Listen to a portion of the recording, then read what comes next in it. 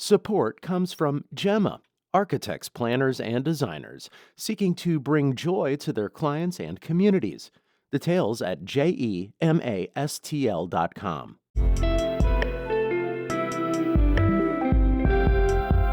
From the St. Louis Public Radio Newsroom, this is The Gateway. It's Wednesday, May 6th. I'm Abby Larico. Community-supported agriculture, or CSA, is a way for farmers to get paid up front and consumers to get in-season produce. But some farmers are changing the model to appeal to today's consumer preferences. We're transitioning to a generation of convenience, of preference. The evolution of CSAs coming up after this news on The Gateway. People all across St. Clair County heard tornado sirens Monday.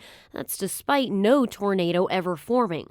As St. Louis Public Radio's Will Bauer reports, the Metro East County's Emergency Management Agency says it would rather be safe than sorry. At 2:43 p.m., St. Clair County Emergency Management got a 911 call about possible rotating clouds near Smithton. Police confirmed that account. The National Weather Service hadn't issued an official tornado warning and would later issue a severe thunderstorm warning with a tornado possible tag. Herb Simmons is the St. Clair County Emergency Management Director. At the end of the day, they all agreed that the alert to going out was being proactive, and that's what we're going to do. If there's any errors that gets made, we're going to err on the side of public safety. The reason the whole county and not just Smithton could hear the sirens comes back to no official tornado warning.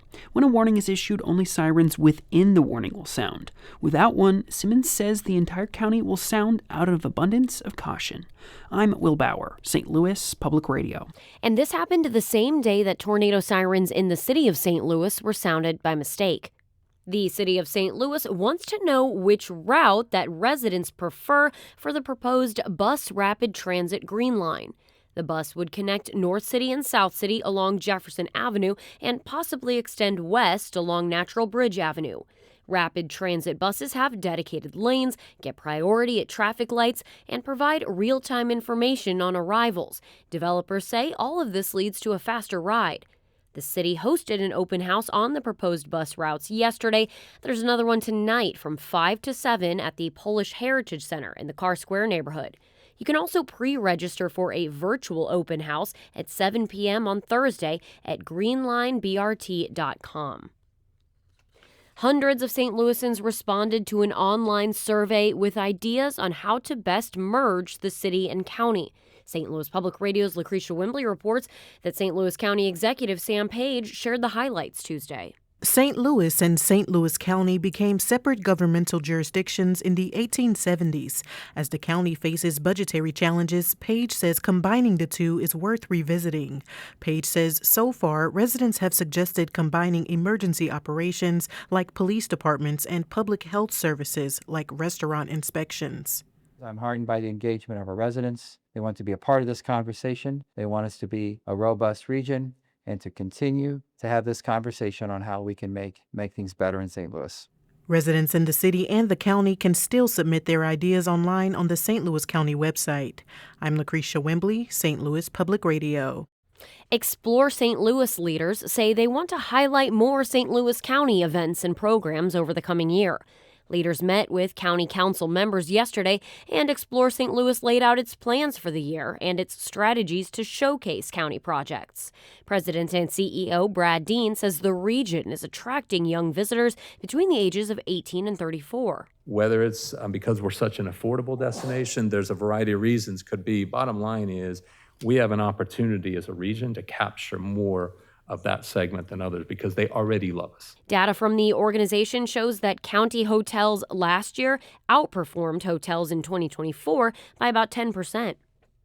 1 in 4 Missourians surveyed says they've run into obstacles getting the birth control they want. That's according to a new survey from the Missouri Foundation for Health.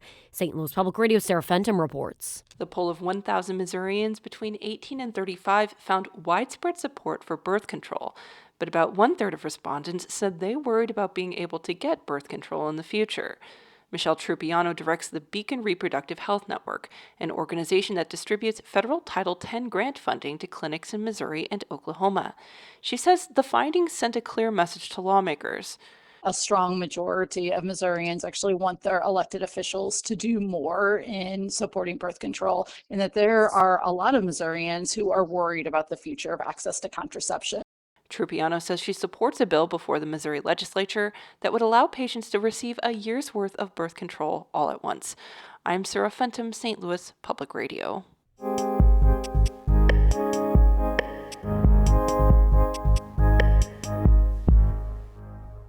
Community-supported agriculture, or CSA, boxes first gained popularity in the 90s. It's a way for people to support their local farmers by paying up front for produce that's delivered throughout the summer. But today's food system caters to both convenience and choice. As Harvest Public Media's Hope Kirwan reports, that's put pressure on CSA farmers to offer people more buying options. Patty Grimmer ticks off the trays of seedlings in one of the greenhouses on her farm in southern Wisconsin. Yeah, so we got peppers, we've got some lettuce mix that's going to be transplanted on our field, our tomatoes. All of this produce will go to regional farmers markets, restaurants, and customers who signed up for a community-supported agriculture, or CSA share. In most CSAs, members pay several $100s at the start of the year and receive a weekly box of produce throughout the spring and summer. But Grimmer lets her members sign up for shorter time frames, as little as 1 month, and they can opt to pay as they go instead of all at once. Some old-school farmers may say that's not CSA, but Grimmer sees it as a needed evolution to the original model. We're transitioning to a generation of convenience, of preference. You know, you can get your groceries delivered to you in a matter of hours while you sit on your couch and pick what you want to pick. She's a part of a growing number of CSA farmers who are offering more flexibility to their members to keep up with consumer preferences. Sadie Willis is with Fair Share CSA Coalition, which serves farms throughout the Midwest. She says producers who are offering more flexibility still see themselves as supported by their community of customers. Even if those customers are saying, hey, I want to pick up my box at my local brewery instead of having to drive over to your farm to get it, or I don't like kohlrabi, can you give me more spinach instead? So like some of those components have come into play over time where consumers are being a little bit more choosy. She says farms can use a number of online platforms to let CSA members swap out items in their weekly box. Producers can also shift to a credit system where customers load an online card at the start of the season and choose whether to buy something each week. But these customer conveniences move the model away from what it was meant to do for farms. John Hendrickson is a farm viability specialist at the University of Wisconsin-Madison. Back in the early 90s, he helped organize some of the first CSA memberships at farms in the Madison area. Hendrickson says traditionally, CSA was about people taking on the risk with farmers. But that doesn't work for every consumer. You know, if the farm had a bad year and there were not as many tomatoes, then people got less tomatoes. You know, most consumers are not in a position to roll the dice in terms of their food budget. And so that has really kind of fallen by the wayside. He says CSA has always required more customer service than selling in bulk or at a market stand. Letting consumers customize their weekly box could create even more administrative work for a farmer who would rather be in their field.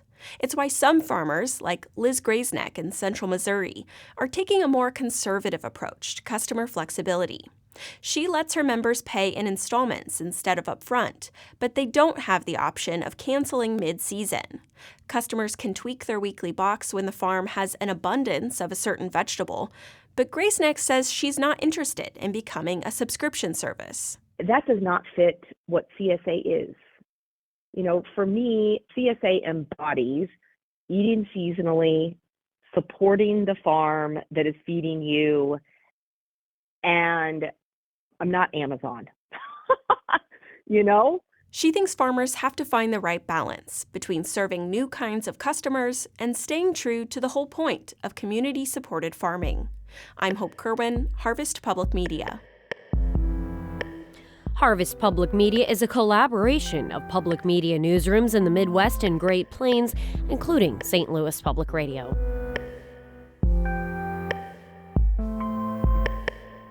The Gateway is a production of St. Louis Public Radio, a listener-supported service of the University of Missouri St. Louis. Music by Ryan McNeely of Adult Fur. I'm Abby Larico, and from the St. Louis Public Radio Newsroom, thanks for listening to The Gateway.